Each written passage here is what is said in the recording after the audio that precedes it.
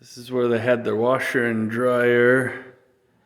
That's the kitchen sink pipe going into the ground.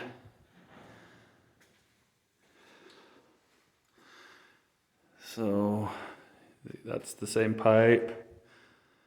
And then here's the big stack that goes in the ground.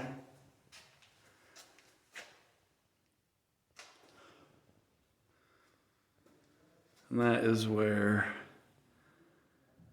the two toilets, one right here, one right there, and the tub that I removed fit in right there. This is just scrap. And then there's this random, in this bedroom,